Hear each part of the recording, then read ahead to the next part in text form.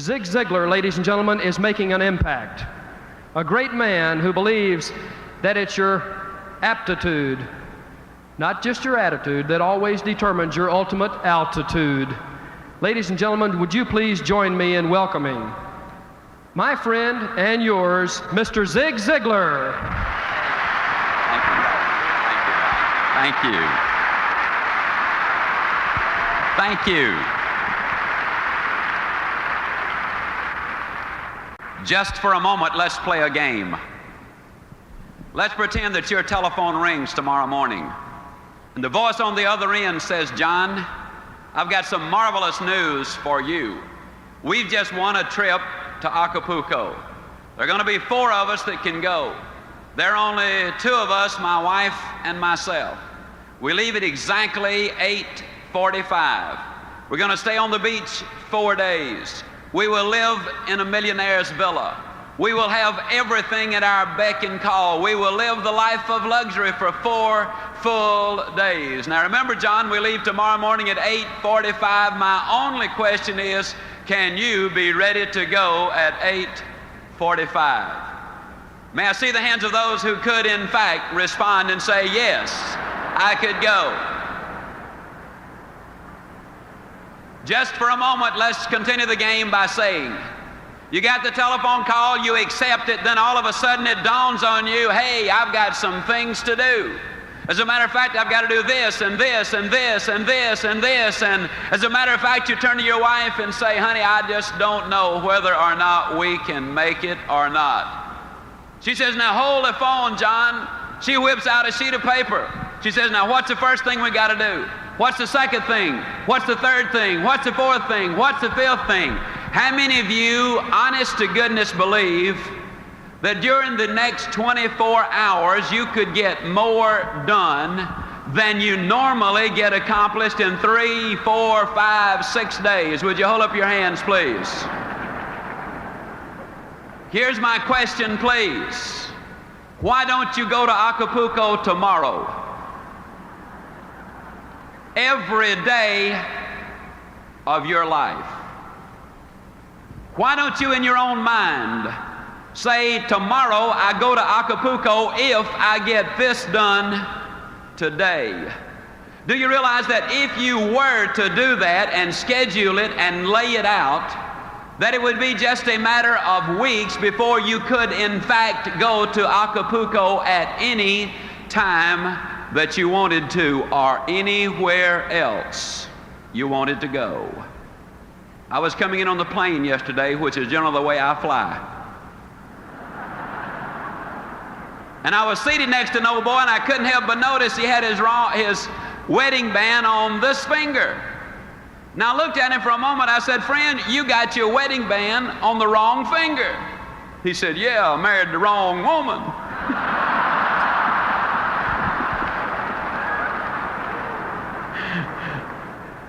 I don't know whether he did or not, but I am completely persuaded that most people have the erroneous idea about what it takes to be successful, and then about what success is, and about what life is. And I would like to, during these next few minutes, climb down right inside of your mind. I'd like to climb down in your emotions. I'm going to motivate you. I'm going to say some things to you that are going to have an impact, and you will, in fact, not be the same when you get up from your seats at the end of this evening. On your trip to Acapulco, there were several things involved. First of all, you had a very specific goal. Second, you had a time limit. And third, you listed the obstacles, the things you had to do in order to get the trip to Acapulco. I'm going to talk to you tonight about goals. There are 4 basic reasons why people do not have goals. Number 1, they have not been sold. Now, friends, I'm flat going to sell you on why you got to have them. I didn't say I wanted to. I didn't say I was going to try to. Didn't say I hope to. I flat said I'm going to sell you on why you must have them. The second reason a lot of people don't have goals is they do not know how to set those goals. I'm going to give you a basic formula for setting those goals that will be precise if you will follow it. The third reason a lot of people do not have goals is they have fear. You see, there's a certain amount of risk involved when you say, this I'm going to do. Even if you do not tell anyone else, when you set a goal, there's a certain amount of risk involved. Then the fourth reason a lot of people do not have goals is because they have a poor self-image. If you do not think you deserve success, if you do not think you deserve a bigger home, to be $1 million producer, to have an outstanding mate, or beautiful, well-disciplined children who are productive, if you don't think you deserve them, then you'll do things that will keep you from getting them. Let's look at number one. Let's sell you on the idea of having goals. Are they important? At Yale University in 1953, they did a study of the graduating seniors. They discovered that of the graduating seniors, only 3% of them had definite, predetermined, written down goals. 20 years later, they did another survey of those seniors who had graduated. They discovered that the 3% who had committed their goals to paper had accomplished more than the 97% who had not written them down. What about you personally? Have you got your goals laid out? Are you a meaningful specific, or are you a wandering generality? Are goals necessary? I'm going to say emphatically yes. Can you imagine the chairman of the board, General Motors, and somebody comes to him and says, how did you get to be chairman of the board, General Motors? Do you really believe he said, well, I just showed up for work, and they started promoting me, and first thing, here you know, here I am, chairman of the board, General Motors. No, I think you know that that is not the way that it happened. What about you? Are you a wandering generality, or are you a meaningful specific? How many of you are in the world of selling? Would you mind holding up your hands, please? One of the major problems we have in the world of selling, a lot of times the salesperson is out selling, and although they're out there physically, what they're saying mentally is, I need to be home with the family. And then when they're home with the family, physically, they're saying mentally, I ought to be out in the field selling. And so when they're out in the field, they're really back at home, and when they're back at home, they're really out in the field, and they ain't never nowhere.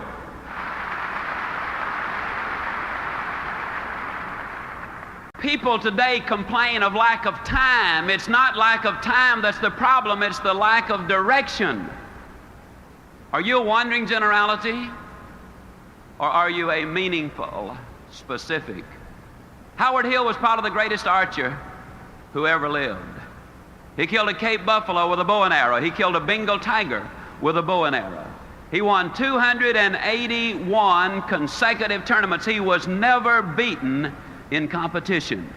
As a youngster, I have seen Howard Hill in newsreels from 50 feet draw dead aim and split the center of that bullseye perfectly in the center.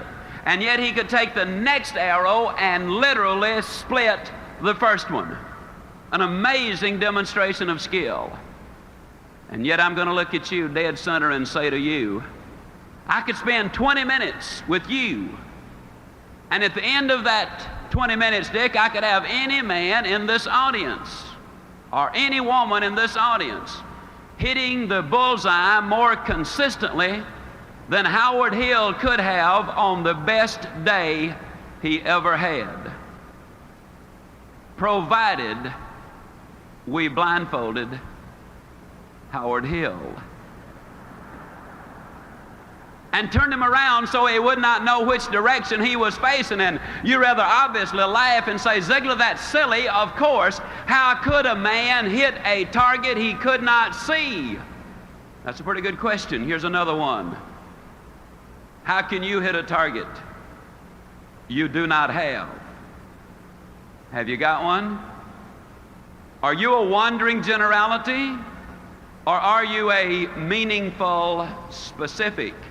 Are you going to work tomorrow because that's what you did yesterday? If that's the reason you're going tomorrow, you won't be as good tomorrow as you were yesterday, because you're 2 days older and no closer to the goal you do not have. You got to have those goals. A lot of people don't have goals because of fear. I want to skip one and talk about this one just for a moment. I'll be leaving on an airplane tomorrow for Toledo, Ohio.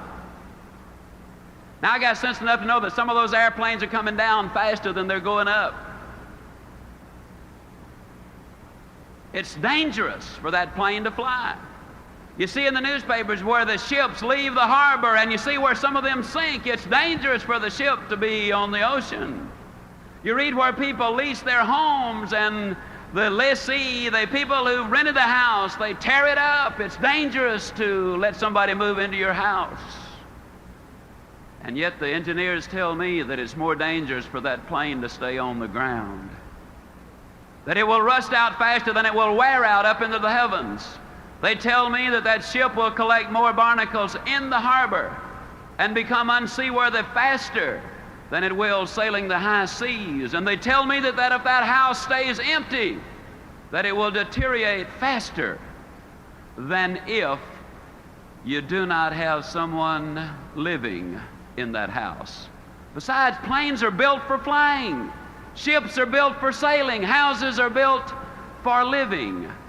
And man, too, was built for purpose.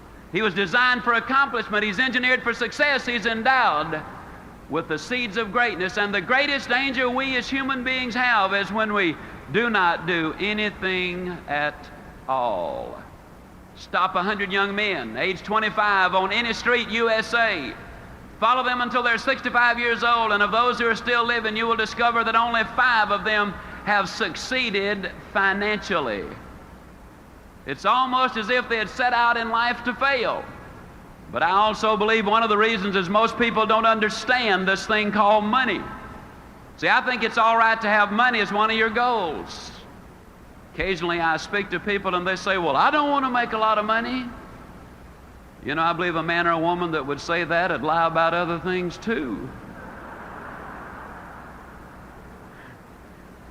A lot of people don't have it because they don't understand it. They talk about cold, hard cash. And it's neither cold nor hard. It's soft and warm. Feels good. Beautifully colored. Not once has that redhead of mine over here ever said to me, wait a minute, honey, I got to go change clothes because what I'm wearing won't go with what you're carrying. As a matter of fact, it goes beautifully with it. Every once in a while, I'll have some of my Christian friends. They'll adjust their halos and say, Zig, how do you reconcile all of that talk about money with Christianity? And I say, it's easy. I believe God made the diamonds for His crowd, not Satan's bunch.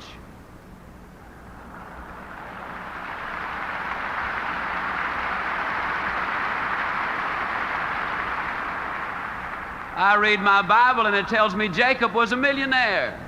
Moses was a millionaire. Solomon, the richest man who ever lived. And old Job wouldn't have qualified for the food stamp program, if you know what I mean.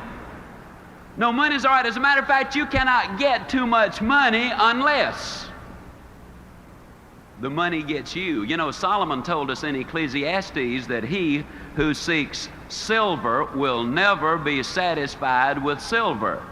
Now, if money becomes your God, you got a problem. You'll never have enough. We know that's true because in the last 2 years, 5 billionaires have died.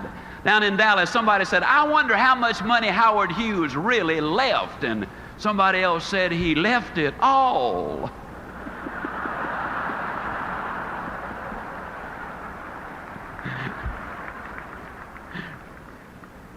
So if anybody asks you how much you're going to leave, say, same as Howard Hughes. You'll be telling the truth. Now, having said all of that, let me see if I can tie it back together. I believe, and I'll make this statement 40 times in my book, that you can get everything in life you want if you'll just help enough other people get what they want. For example, if you're a salesman or sales lady,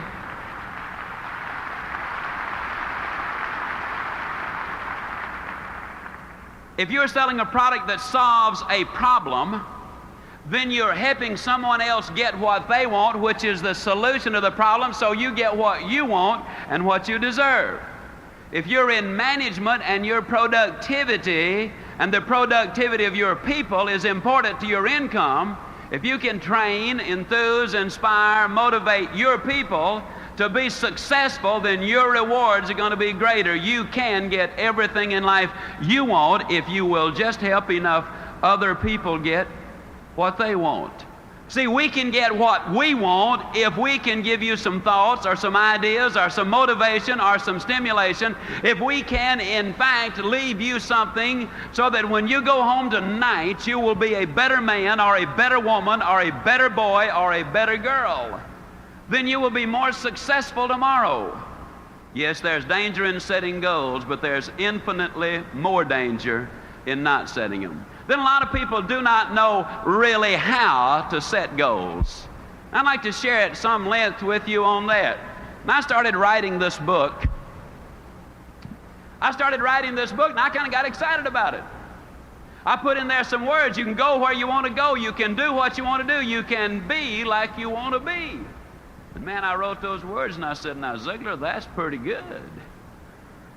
As a matter of fact, I got to talking to myself, which is perfectly all right. It's all right even to answer.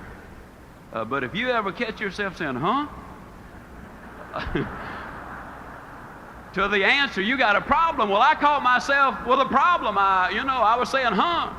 Because where I said you can be like you want to be, I looked down and there was a 41-inch waistline and 202 pounds of Ziglar.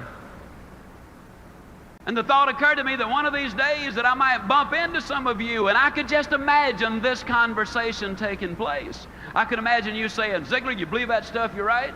And I was going to say, uh-huh. Then I was going to imagine you saying, do you believe all of it? And I was going to say, man, yeah. Then I could imagine you poking your finger in that 41-inch waistline and saying, Ziglar, do you really believe all of it? And then I was going to have to say, well, us authors, we do take a little literary license every once in a while. But I knew I had to make a decision. I either had to take those words out of there, you can be like you want to be, or I had to do something about me.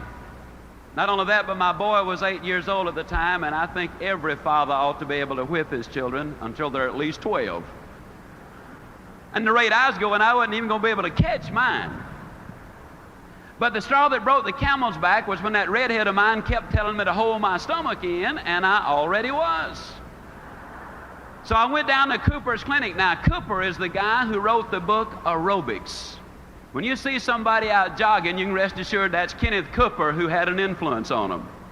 Well, it's a 5.5-hour examination. First thing they did was took 2 quarts of my blood. Well, it looked like 2 quarts. They filled so many vials, I thought they were opening a branch of the blood bank right there. Then they dunked me in a tank of water 3 times. And the purpose was to determine the percentage of body fat that I had. When I got through, they told me that I was 23 9/10% pure lard. Then they put me on a treadmill, and on the treadmill, the longer you can walk, the better your physical condition, and the worst possible condition was horrible. Well, I was determined to get out of horrible into just awful. And I made it by 4 seconds. When it was all over, the young doctor, Dr. Martin, skinny young doctor, runs in the Boston Marathon, does the good things, called me in, big smile on his face, optimistic, a real PMA advocate, probably reads Success Unlimited on top of it. Called me in and with a big old smile, he said, Mr. Ziglar, we've got marvelous news for you. We've run these figures through the computer, and according to our computer, and we know it's right, you, sir, are not overweight. However, he said, according to the computer, you are exactly 5.5 inches too short.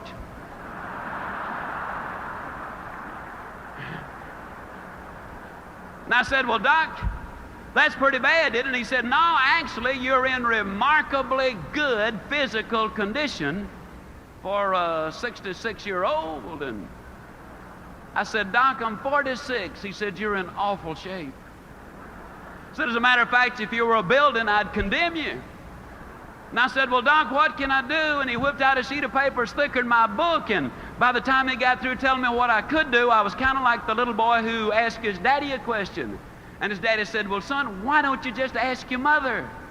Little boy said, Dad, I just didn't want to know that much about it. I got home and that redhead of mine said, honey, you're going to be out running all over the neighborhood, I suppose. And I said, yep. Well, she said, if I'm going to have a 46-year-old fat boy running all over the place, I'm going to get you looking as good as I can. So she went down and bought me a fancy running outfit, and I'd already gotten some fancy shoes. Oh, and I did something that was really ugly. But I hadn't read Ann Landers at the time, and I'm going to use that as my excuse, although I really knew better. You know, Ann says that you should not steal pages out of other folks' magazines. Well, there was a page in one of the doctor's magazines advertising jockey shorts. Now, I don't know if you folks in Minneapolis read the jockey short ads or not. But if you don't, the next time you see one, you should at least look at the picture. You'll find out in a hurry, they don't put jockey shorts on fat boys.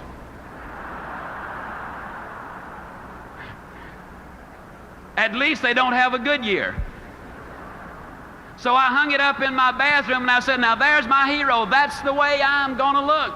Well, the next morning that alarm clock sounded off and I hopped out of bed and put that fancy running outfit on and hit the front door and ran a block. Oh, but the next day I did lots better. I ran a block and a mailbox. Then the next day it was a block and 2 mailboxes, then a block and 3, and a block and 4, and a block and 5. One day I ran all the way around the block, came back in, woke the whole family up and said, guess what Dad has done? And one day then I ran a half a mile. Then one day I ran a mile. One day I ran a mile and a half. One day I ran 2 miles. Started doing the sit-ups, only 8 the first day, then 10, then 20, then 40, then 80, then 120, then 200. Started doing push-ups, only 6 the first day, then 8, then 10, then 20, then 30, then 40. The day I do the GI push-up, that just means you push up in the air and slap your hands while you're in the air. I'll tell you, it's different from the others. And that weight started coming down from 202 to 165. The waistline dropped from 41 to 34. Oh, I know a lot of people have said to me, yeah, but I bet you were dieting religiously, which is partially true because I did quit eating in church.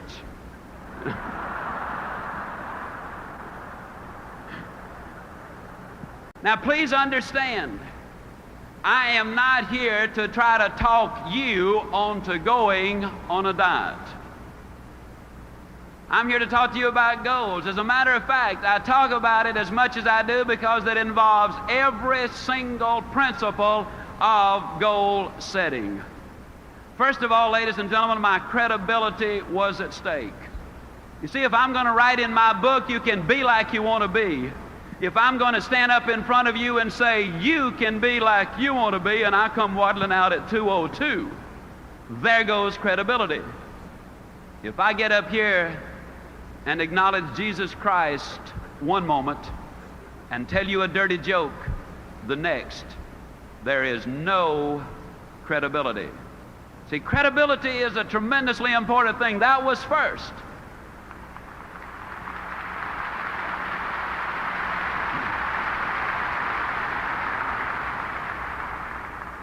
And the second thing, that was my goal. You can't reach somebody else's goal. That's the reason I say don't let me talk you into going on a diet. That's serious business. If you want to lose weight, you start by going to your skinny doctor for a thorough examination. Now, if he's not skinny, swap doctors. See, there's something missing from a credibility point of view when a fat doctor tells you you ought to lose weight. Get you a skinny doctor and a thorough examination.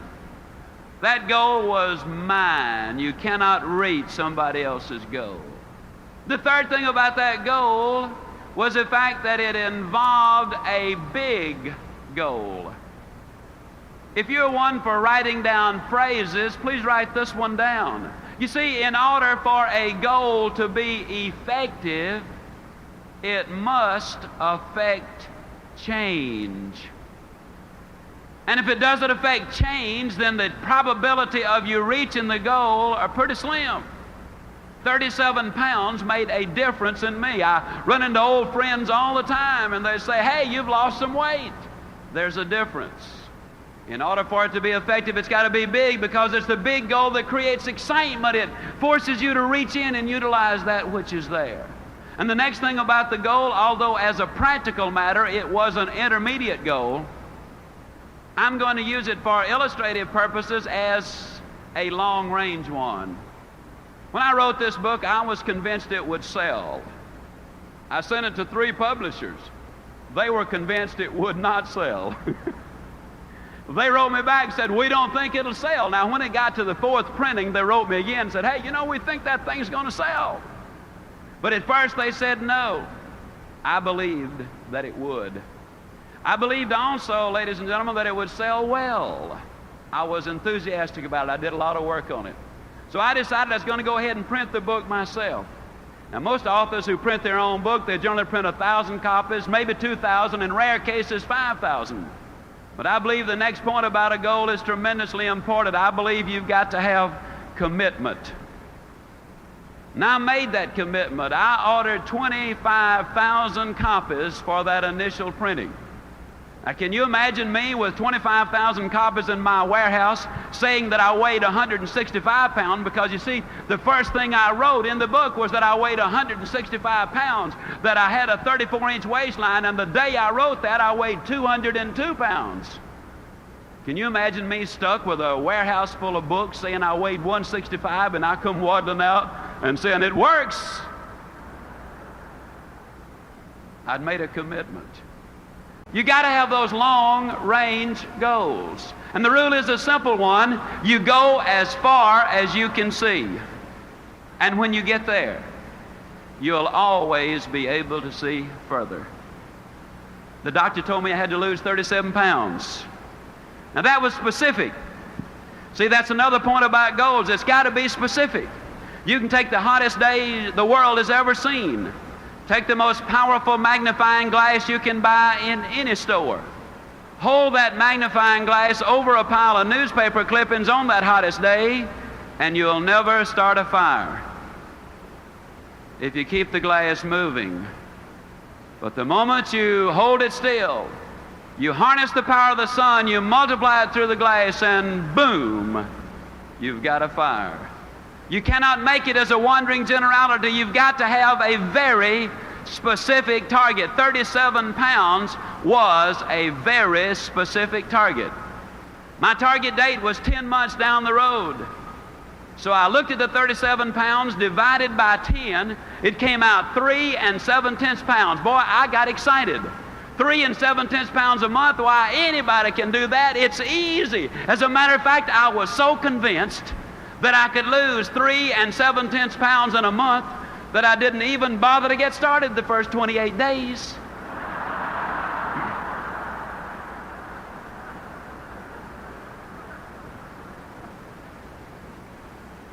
Yeah. Greatest labor-saving device ever invented was tomorrow.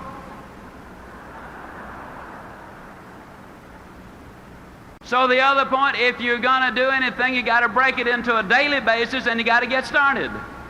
Now, I was raised down in a small town in Mississippi, Yazoo City, Mississippi. Now, today, there are a lot of people that try to impress folks by telling them they're from Yazoo City, but I really am. As a matter of curiosity, how many of you here today have never been to Yazoo City, Mississippi? Never been, okay? Well, I think everybody ought to have something to look forward to. When I was a boy, we lived next door to some rich folks. And I know they were rich, Brother Byrne, because they had a cook. I know they were rich because the cook had something to cook.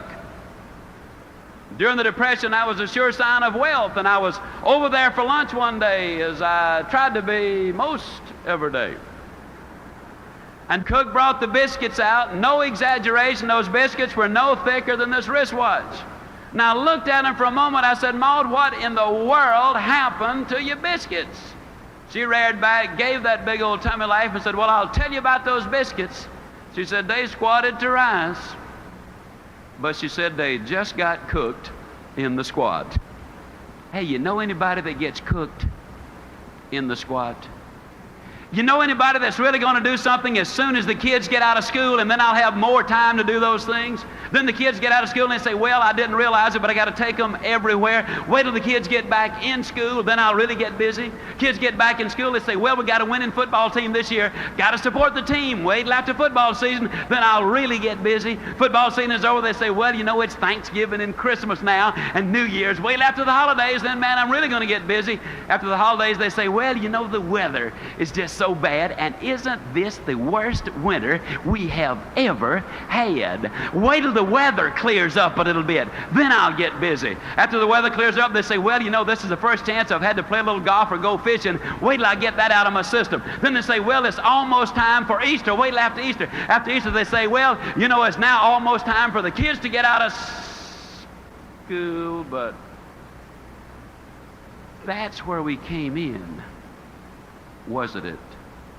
See, the people who wait for Aunt Matilda to move out, or John to get on the day shift, or for him to swap in the old clunker, or until we get a new governor or a new administration, the people who wait for external changes before they make an internal decision will get cooked in the squat every single time.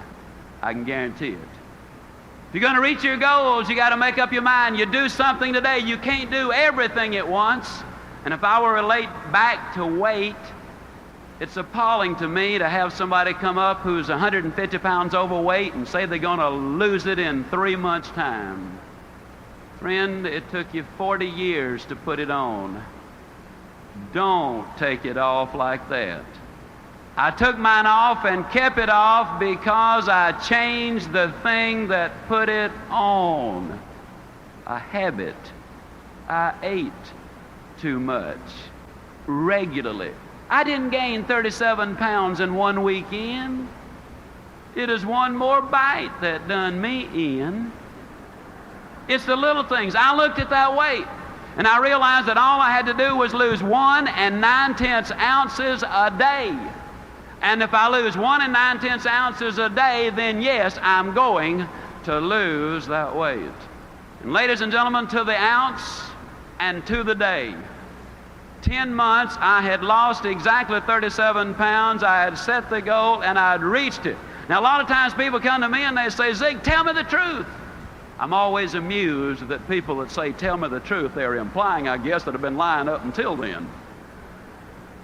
Tell me the truth now, Zig. How did you feel about getting up in the morning and going out there and doing that running? How'd you feel about it? I'm going to tell you the truth. I hated it. Man, that alarm clock would sound off, you know, and I'd lay there for a minute and I'd think to myself, Ziglar, what's a 46-year-old fat boy like you doing getting up running all over the neighborhood? Your buddies are sound asleep. What are you trying to prove? And then I'd look down at that 41-inch waistline and I would say, Ziglar, do you want to look like you or do you want to look like the guy in the jockey shorts? Well, I didn't want to look like me. No way. So I'd get out of bed. But just because I was running, that didn't mean I had to like it. Man, I'd get out there and run. I don't know what I'm trying to do. Acting like a teenager and everybody else is sound asleep, and here I am doing a fool thing like this. That's crazy, you know, and off I'd go. And don't you think for 1 minute I didn't tell everybody about it either. Friends, relatives, strangers, everybody I came in contact with, I'd tell them about that enormous sacrifice I was making. Listen, at one time in my life, I could get up and make you a speech, and I could put a strain in my voice and a pained expression on my face, and I could say, friends, you got to pay the price. Oh, what a bunch of baloney that is. I ran in the snow of Winnipeg, Canada. I ran in the sands of Acapulco, literally. I ran in the orange groves of Florida. I've run in the rain right here in Minneapolis. And then one day, ladies and gentlemen, I was running in Portland, Oregon. Beautiful day. Never forget it. About 78 degrees. I was on Portland State University campus. And it was about 12:30 or 1 o'clock. I was scheduled to speak, I believe, at 4 o'clock. And I was out running, and as I was running on that campus, I looked around. Some of the kids were laying on blankets reading, some were studying, some were courting, some were just relaxing. And here comes old Ziglar running by them, you know. Sweat running down my back, sweat running down my legs, you know. And for the first time that day, it dawned on me that I was not paying a price. For the first time that day, ladies and gentlemen, it dawned on me that I was having the time of my life. It dawned on me that I was enjoying every single step that I was taking. Today at age 50, I can run 2 miles faster than 98% of the college kids of America. I'm stronger than I was a quarter of a century ago. I can do things that I could not have dreamed of doing just a few years ago. I contend that you do not pay the price for good health. You thoroughly enjoy the price. You pay the price.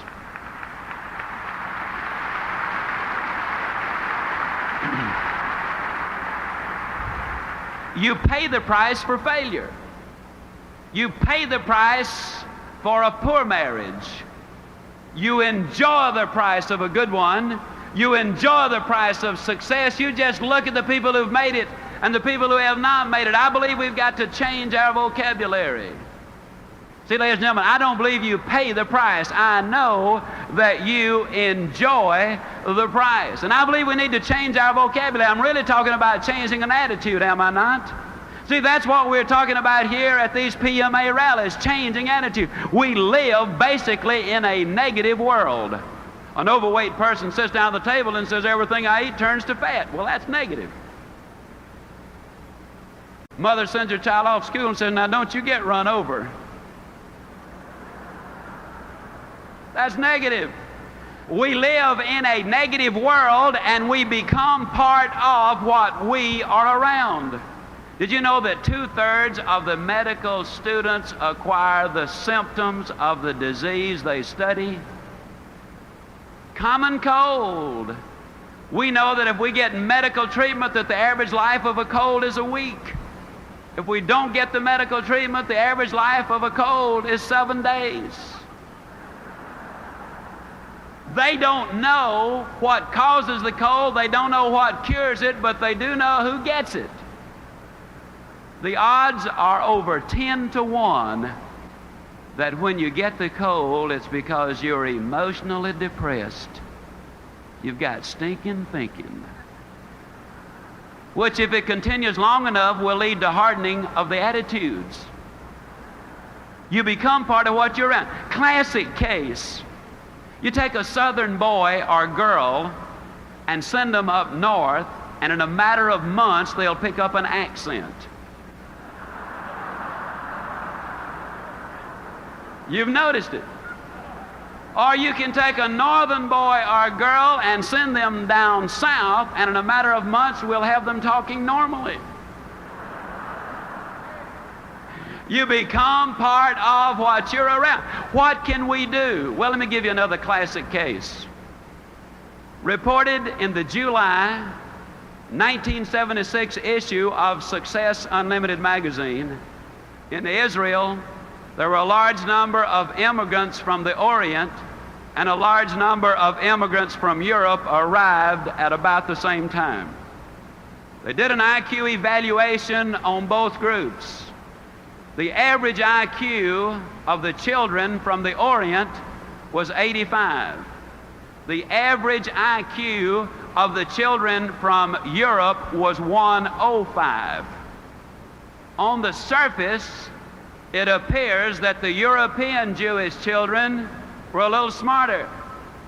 But they put all of these kids together in the kibbutz, where the direction is positive, where the input is you can do it, where the dedication is complete, where the build-up, the motivation, the drive, the direction is fantastic.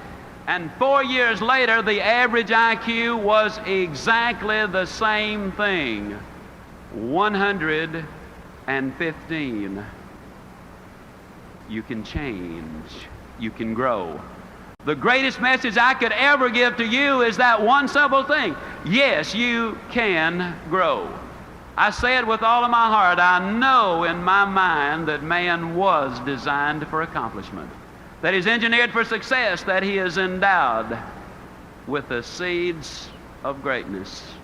You can start from where you are with what you've got. And so long as you build on a moral foundation, I believe you can get anything you really want if you'll just help enough other people get what they want. I'm going to share a story with you. I think it's the greatest story that I've heard in my lifetime. The story goes back nearly 13 years. I was speaking in Kansas City. And there I met a man. His name is Bernie Loftig. He's more than a friend. He's a brother. He's in the audience right over here. And Bernie Loftig told me, stand up, Brother Bern. Bernie Loftig told me this story. He said, Zig, when our son was born, our joy knew no bounds. Because we already had our 2 daughters, now we had our son. The family was complete, but he said it wasn't long before we knew something was wrong, because his head hung too limply on the right side of his body, but the family doctor said he would outgrow it. We knew better, so we took him to a specialist. The specialist diagnosed his condition as a reverse of club's feet and treated him for that, but he said, we knew, Zig, it was more serious. We took him to one of Canada's top specialists, and after an exhaustive examination, this specialist said, this little boy is a spastic. He has cerebral palsy. He's never going to be able to walk or talk or count to 10. I'm going to suggest that you put him in an institution for his own good and for the good of the, quote, normal members of the family. But Brother Byrne looked at me and he said, you know, Zig, I'm not a buyer, I'm a seller. I could not buy the idea that my son was going to grow up being a vegetable, so we took him to another doctor who told us the same thing. And then another and another and yet another and another until 30 doctors said there is no hope. Then they heard of a Dr. Pearlstein down in Chicago. They got an alternate appointment so that when someone else canceled, they could have that appointment because Dr. Pearlstein was booked 2 years in advance. And 11 days later, a little boy from Australia canceled, and they went to Chicago.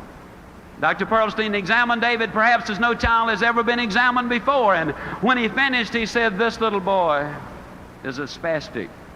He has cerebral palsy. He's never going to be able to walk or talk or count to 10 if you listen to the prophets of doom. But he said, I want you to know that I am not problem conscious. I am solution conscious. And yes, I believe there is something that can be done for this boy if you are willing to do your part. Well, obviously, Bern and Elaine Loftig said, Doctor, tell us what to do. We will do anything.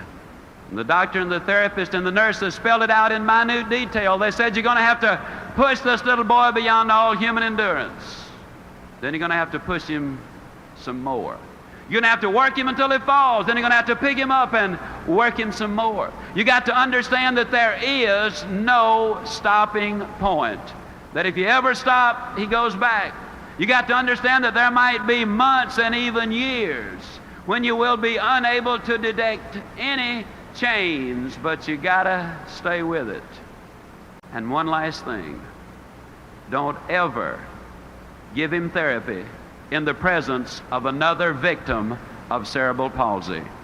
Because if he sees them taking therapy, he will inadvertently pick up those awkward movements. You see, we become part of what we are around. Whether it's moral or immoral, whether it's good or bad, stay with it long enough and it's going to rub off on you. The Loftigs went home. They built a little gymnasium in the basement of their home. They hired a physical therapist and a bodybuilder. It took them a lot of months, but one day David Loftig could move the length of his own body. It took him several years, but one day the therapist called Bernie home and said, I believe David is ready, and Bernie rushed home. And David Lofchick was down in the basement and on a little mat getting ready to do a push-up. As that little body started to rise into the air, the emotional and physical exertion was so great there wasn't a dry inch of skin on that little body. And when he finished that one push-up, Mother and Dad and little David and the sisters and the therapist and everybody broke down and shed those tears, which so eloquently say that happiness is not pleasure. Happiness is victory. And the story, ladies and gentlemen, is even more remarkable when we know that one of America's leading universities had examined this little boy and said there are no motor connections to the right side of his body. He has no sense of balance. He will have extreme difficulty even being able to walk and stand straight. He'll never be able to swim or skate or ride a bicycle.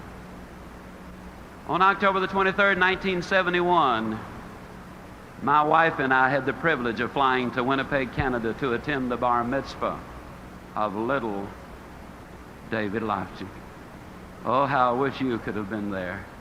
How I wish the television cameras of the world had been clearly focused on what we saw as this little boy walked to the front of the synagogue, tall and straight and strong. I wish you could have heard him as he uttered those words that moved him into the manhood of the faith of his forefathers. I wish you could have seen what we saw, knowing what we knew, because you see, at that time he had done as many as 1,100 push-ups in a single day. He had run as much as 6 miles non-stop. He was shooting golf in the high 80s, one of the best table tennis players in Winnipeg, Canada.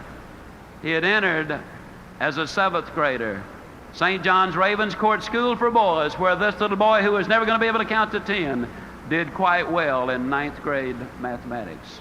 February 1974, he qualified for an unrated $100,000 ordinary life insurance policy. So far as we know, the first and only time this has ever happened.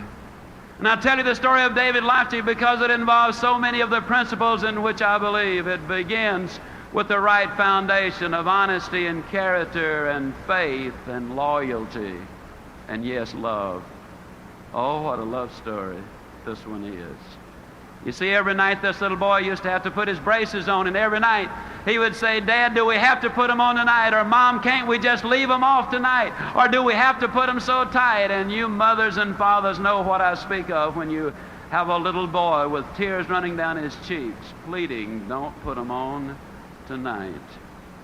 But because they did love him so much, they did not listen to the tears of the moment because they wanted to see the laughter of a lifetime.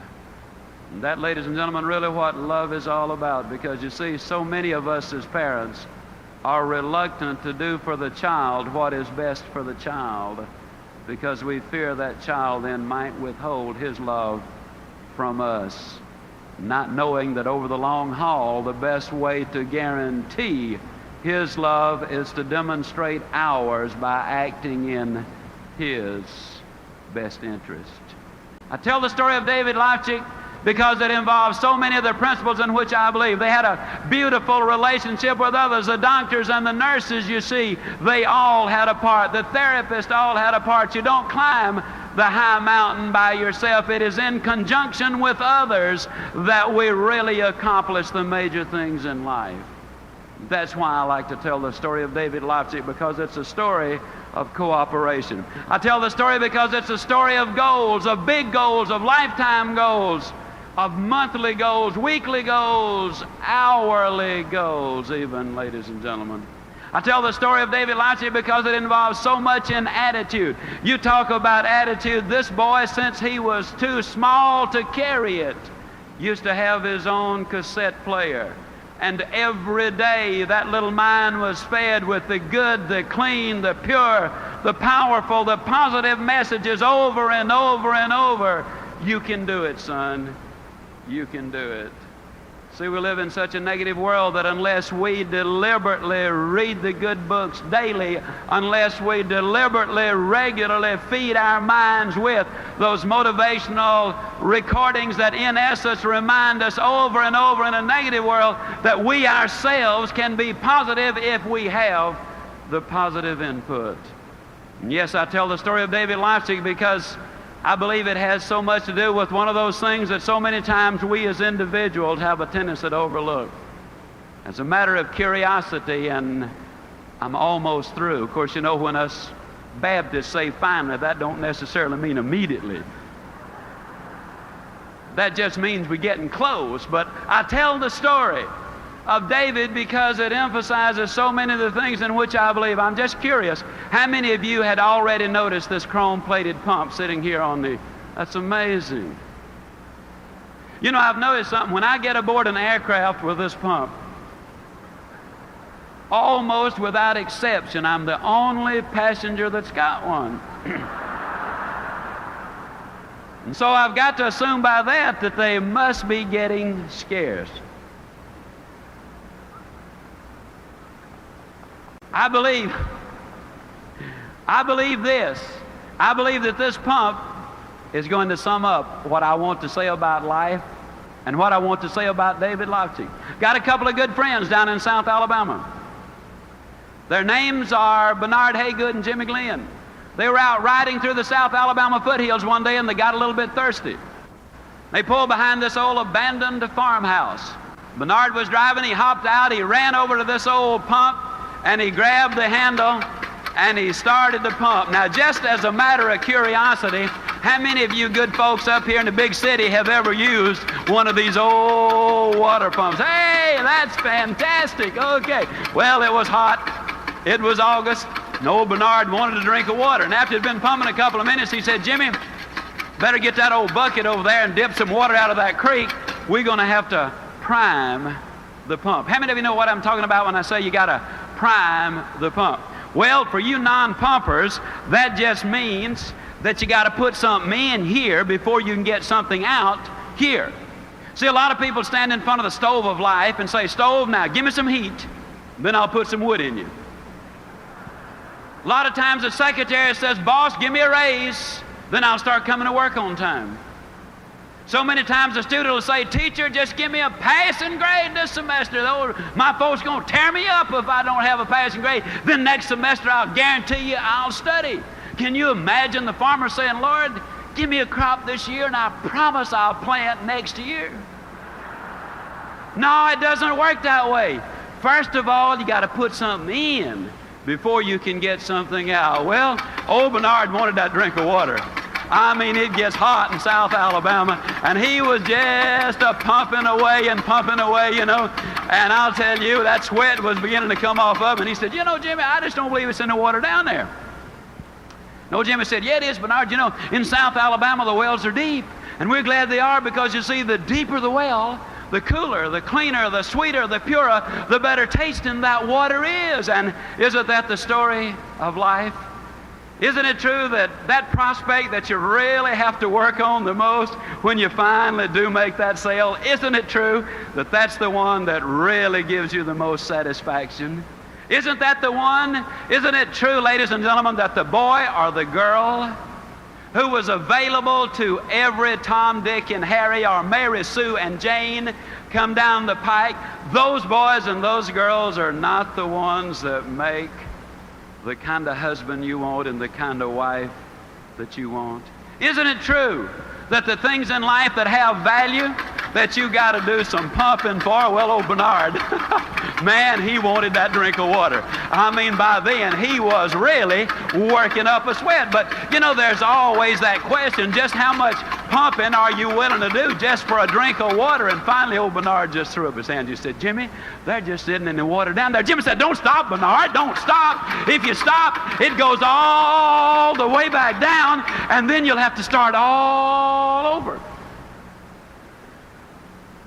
And isn't that true? See, there's no way you can look at that pump and say, yeah, just 2 more strokes and I got it. Because you might have to pump another 10 minutes. There's no way you can look in the head of that prospect and say, yep, just 2 more closes and I got him. Because, you know, it might really take a lot of pumping. But this we know.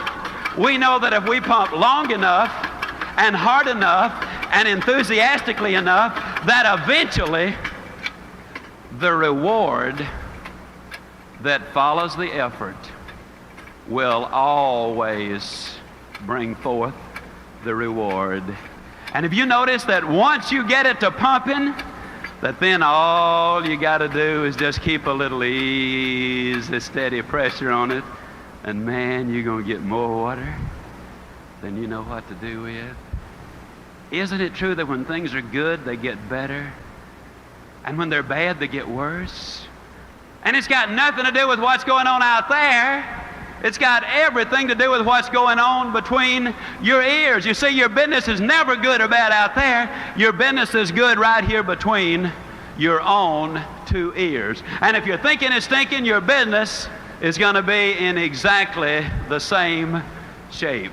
I tell the story of the pump because that too says something about David Lofchick.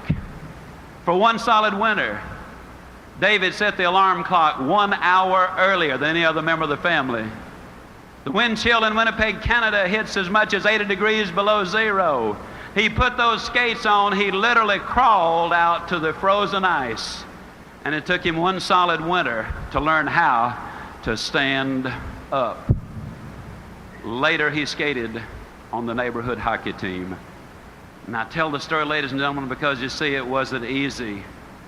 But I think if you were to talk to David Lofsky today, he would tell you that you do not pay the price for good health. You enjoy that price. Now, I tell you the story because you see, there today is a sequel to the story. I was speaking out in Amarillo. A young couple seated down on the front row were visibly moved with the story, and they came to me, and they got the address of the doctor who had taken Dr. Pearlstein's place on his death. And they went to Chicago, and this doctor examined their little girl, whom they said had cerebral palsy. The little girl was about 18 months old. And this doctor examined their little baby girl very carefully, and he said, this little girl does not have cerebral palsy. It was a misdiagnosis. She was simply born prematurely. She has all of the symptoms today of cerebral palsy because you have been treating her for the disease, and she now has acquired all the symptoms. They started treating her as a normal child, beautiful and happy and moving well today. Or you become part of what you're around. The way we treat people gets to be so tremendously important. You know, folks, I've had so many people to be so nice to me in my lifetime. I know that for the first 2.5 years I was almost a complete failure. A man named P.C. Merrill came along and said, in essence, you can do it. And he made me believe it. And before the year was over, I was number 2 out of over 7,000 salespeople. My whole life changed because a man said to me, you can do it. Oh, I wish I could look you in your own eyes dead center and say, you can do it. Because you can. I'm just convinced that God wants you to make it. Believe in you because you're unique. There have been over 10 billion people to live on the face of this earth. There's never been another you. Believe in your fellow human being. Believe in what you're doing, the company you represent, the product you sell if you're a salesperson. Believe in our great country. It's the greatest land on the face of this earth, and of infinitely more importance than anything I or any other speaker who will ever address you will ever say. Believe in Almighty God. Because if you do, I'm going to close not by wishing you a good day. I'm going to close by guaranteeing you a good forever. And I truly will see you at the top. Thank you, and God bless you.